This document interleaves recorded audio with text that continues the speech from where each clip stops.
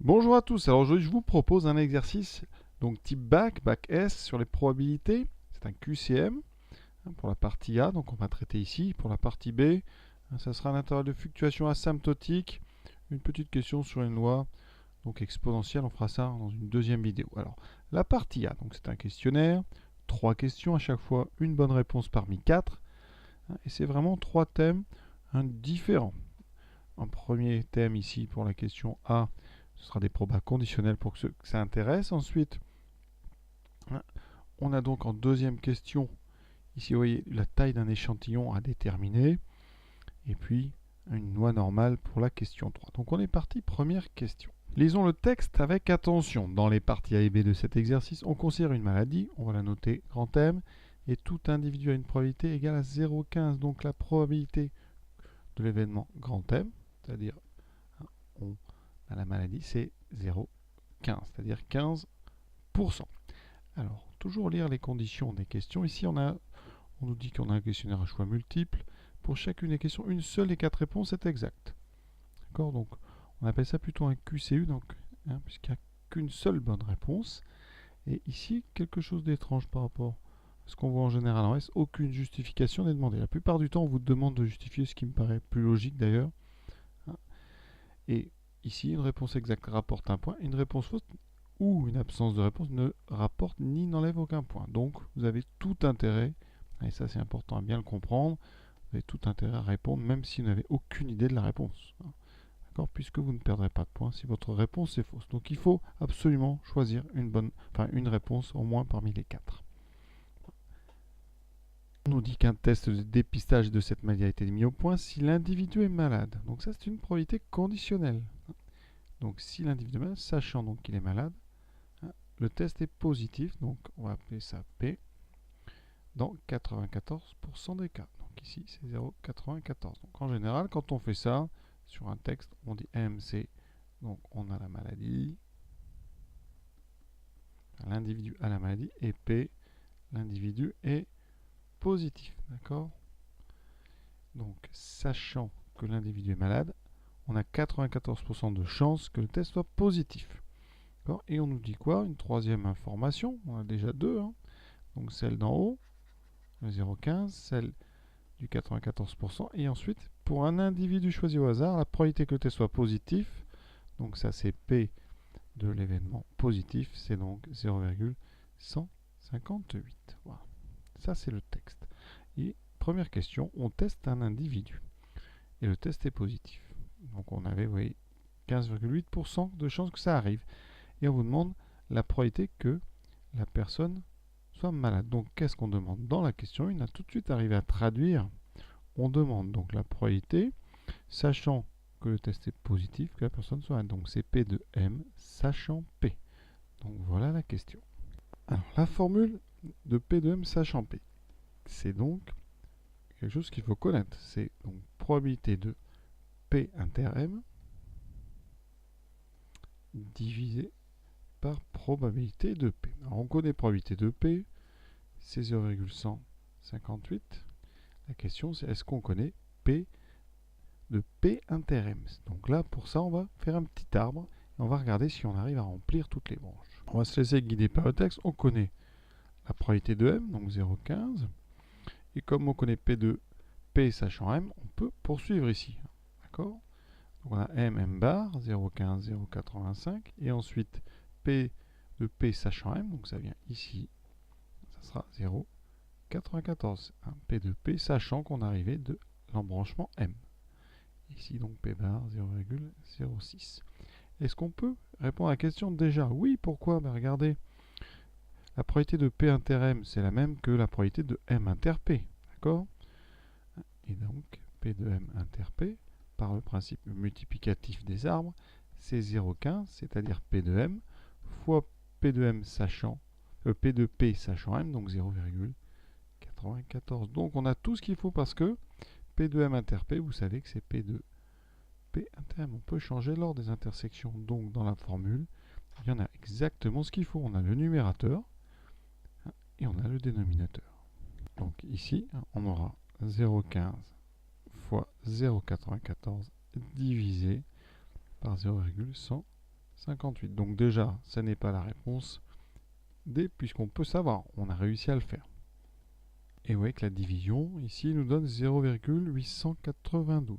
Si on arrondit, donc en blanc, ça sera mieux. À peu près 0,892. Donc on regarde, et vous voyez que c'est la réponse C, la plus proche. On a arrondi au centième. Donc ici, on arrondit à 0,89. Vous n'aviez pas en fait besoin de remplir toutes les autres branches de l'arbre. Pouvait-on remplir les deux autres? Ce n'est pas du tout demandé, mais on est là pour réviser. Alors ici, il vous manque deux informations. Donc la première ici, je vais l'appeler, alors comment on va appeler ça? Bon, x, voilà. Et donc en bas, on a 1 moins x. D'accord? Donc la probabilité de P, sachant m bar, je l'appelle petit x. Comment déterminer petit x? Ça aurait pu être la question. On sait que P de P, c'est 0,158. Avec la formule des probabilités totales, on décompose P en deux sous-événements. Les P qui viennent ici de M inter P, d'accord? Donc ça sera la probabilité de M inter P plus la probabilité de l'autre chemin qui mène ici à l'événement P, donc M bar inter P. Ça, quand on l'utilise, on écrit probabilité totale. Alors, qu'est-ce qu'on connaît? On connaît 0,158. P de M inter P, on l'a dans l'arbre. C'est 0,15 fois 0,94. Plus P de M bar inter P, c'est 0,85 fois X. Et ça fait 0,158. Ça veut dire qu'à la machine, on va avoir donc ici tout simplement X qui vaut 0,158 moins 0,15 fois 0,94 et on divise par 0,85. On regarde ça tout de suite. Donc le numérateur, 0,158 moins 0,15 fois 0,94 et on divise par 0,85. Voilà, x vaut 0,02. Donc x égale 0,02, c'est-à-dire 2%. Je résume, ce que je viens de faire ici, trouver petit x ne servait à rien pour cette question 1. On pouvait s'en passer, puisqu'on a réussi à le faire justement avant. Deuxième question. On prélève un échantillon aléatoire dans la population. Et on fait passer le test aux individus de cet échantillon. On souhaite que la probabilité qu'au moins un individu, ça c'est le plus important, la probabilité qu'au moins un individu soit testé positivement, soit supérieur ou égal à 0,99. Quelle est la taille de l'échantillon? Donc ici, on va créer une variable aléatoire, grand X, qui va compter le nombre d'individus testés, positivement. Quelle loi suit grand X? Eh bien ici, vous voyez, on répète n fois de façon indépendante. Alors pourquoi on peut dire que c'est de façon indépendante? Parce qu'on a une grande population, d'accord? Donc on peut supposer bien justement qu'à chaque fois les probabilités n'ont quasiment pas changé. Donc on a toujours ici la même population avec une probabilité que le test soit positif qui est de donc probabilité donc ici du succès. C'est-à-dire ici le succès, hein, c'est peut-être pas un mot bien choisi. La probabilité ici qui nous intéresse, on ne va pas l'appeler ça le succès, c'est donc probabilité de l'événement positif. C'est donc ici 0,158. On a devant nous une épreuve de Bernoulli. Positif ou pas positif. Donc deux issues. On répète ça de façon indépendante, identique, dans les mêmes conditions. On a donc ce qu'on appelle un schéma de Bernoulli. Ça veut dire que grand X suit la loi binomiale. Donc ici, binomiale. Alors des paramètres, il y en a deux. Donc deux paramètres. N, c'est la taille de l'échantillon, qu'on ne connaît pas. Et P, sa probabilité de ce qu'on compte ici, donc c'est 0,158. Voilà. On a mis un cadre. Maintenant, on va pouvoir appliquer des formules. Et là, un réflexe qu'il faut avoir quand on demande la probabilité qu'au moins un est dû, on va passer par le contraire. Parce que nous, on cherche quoi? On cherche la probabilité que x soit supérieur ou égal à 1. D'accord? Mais on ne connaît pas n. Donc on va faire le contraire. On cherche. Donc on calcule le contraire. P de x strictement plus petit que 1, c'est-à-dire P de x égale 0. Hein. Si x est plus petit strictement que 1, comme c'est des valeurs entières, x vaut 0. Et donc, P de x supérieur ou égal à 1, ça sera 1 moins P de x égale 0, puisque les deux événements sont contraires. Donc j'en suis réduit juste à calculer la probabilité qu'il n'y ait pas d'individu testé positivement dans mon échantillon. Ça veut dire quoi? Eh bien que dans l'arbre immense de cette loi binomiale, eh bien à chaque fois vous avez pris la branche, non pas P, mais P bar. Vous avez toujours pris une branche négative, et ça, n fois. D'accord? Donc, P de x égale 0, c'est donc eh bien, la probabilité de P bar puissance n. Donc 0, alors ici, c'est pas 0,158, c'est donc le contraire, 1 moins 0,158 puissance n. Pour ceux qui connaissent leur formule, c'est donc 0 succès parmi n fois p puissance 0 fois 1 moins p puissance n, sachant que 0 puissance n, ça vaut 1. Et vous avez exactement ceci. Donc on a quelle inéquation maintenant à résoudre? P de x supérieur ou égal à 1, donc supérieur ou égal à 0,99. Ça c'est le texte en vert. La probabilité d'être testé positivement est supérieur ou égal à 99%. Je viens de calculer P de x égale 0. On avait dit que c'était le contraire de P de x supérieur ou égal à 1. Donc ici on a 1 moins P de x égale 0 qui doit être supérieur ou égal à 0,99. Alors, qu'est-ce qu'on fait? On a plein de possibilités. On va laisser la probabilité à gauche. Ça donne ceci. Supérieur à moins 0,01. On va enlever les moins. Donc, pour enlever les moins, on multiplie tout par moins 1, qui est négatif. Donc, quand on multiplie par un négatif, on a un changement de sens du symbole ici d'ordre. Donc, on a P de x égale 0 plus petit que 0,01. On va utiliser maintenant la formule que je viens de trouver pour P de x égale 0.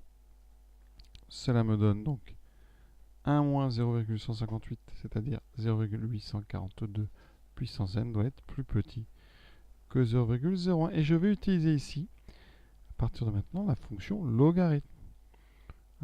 Et comme cette fonction est strictement croissante, elle va conserver l'ordre. Donc ln de 0,842 puissance n va être plus petit que ln de 0,01. Pourquoi le logarithme, me direz-vous? Parce que on va pouvoir sortir le n de sa position d'exposant et le mettre en coefficient devant. Et j'obtiens donc n fois ln de 0,842 plus petit que ln de 0,01. Et maintenant, je divise par ln de 0,842 qui est négatif parce que 0,842 est entre 0 et 1. Donc, ln de 0,842 est négatif. Et on a encore un changement de symbole. Donc n va être plus grand que ln de 0,01 sur ln de 0,842. Et vous n'avez plus qu'à allumer une calculatrice et regarder la valeur du membre de droite. On va faire ça en direct. Donc ln 0,01 divisé par ln de 0,842. N doit être plus grand que ce nombre. Ce nombre, c'est 26,78. Donc n va être plus grand ou égal à 27. D'accord? Parce que si vous mettez 26, c'est pas vrai. On doit être supérieur ou égal à 26,8. Donc c'est la réponse ici B. Et l'exercice, enfin la question 2 est terminée. C'est pas si rapide, il y a quand même beaucoup de choses. Si on rédige, il faut mettre un cadre mathématique en indiquant la loi binomiale, les deux paramètres. Ensuite, penser à calculer le contraire. Alors, vous allez me dire, ça peut être difficile, mais il faut vraiment avoir ce réflexe. Quand vous voyez au moins, un individu, pensez à passer par le contraire. Et après, il y a toute la partie résolution de l'inéquation avec le logarithme. Donc si on devait le justifier, ça serait un petit peu plus long. Troisième question. Un vaccin pour lutter contre cette maladie a été mis au point. Il est fabriqué par une entreprise sous forme de dose injectable et le volume V, exprimé en millilitres, suit une loi normale d'espérance. Donc mu égale 2, ça c'est la moyenne, et d'écart type sigma qu'on ne connaît pas. Et on vous donne la probabilité que le volume d'une dose soit compris entre 1,99 et 2,01 millilitres. Donc, ça veut dire qu'on vous dit quoi?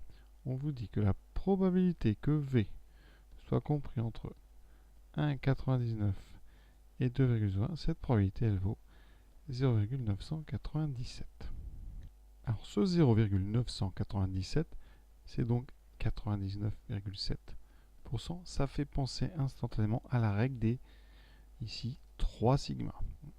Je vais vous la rappeler, cette règle. La règle des 3 sigma. Eh bien, la probabilité que votre variable aléatoire V soit entre l'espérance moins 3 sigma et l'espérance plus 3 sigma, eh bien ça, pour toutes les lois normales, ça sera 0,997.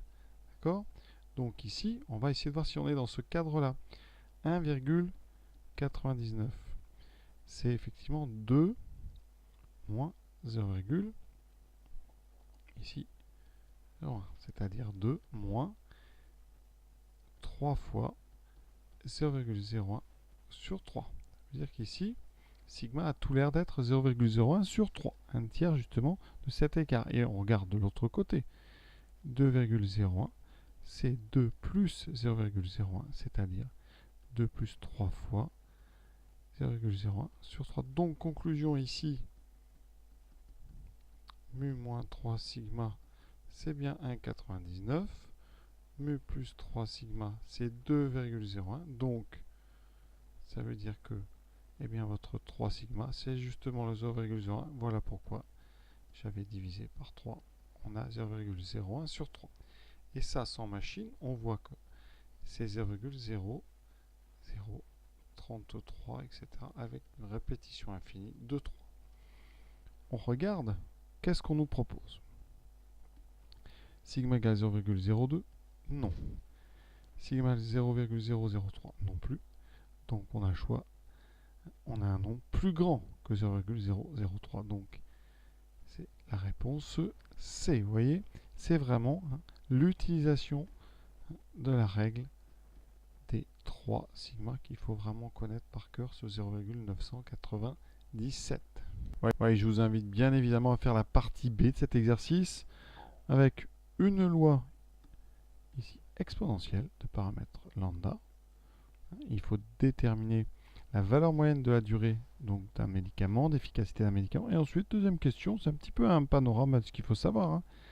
On va ici, eh bien on a ici une détermination de taille minimale d'un stock. Voilà, une question un petit peu, enfin pas si évidente que ça, sur les intervalles de fluctuation asymptotique. Voilà. Donc je vous invite évidemment à le faire. À très très bientôt.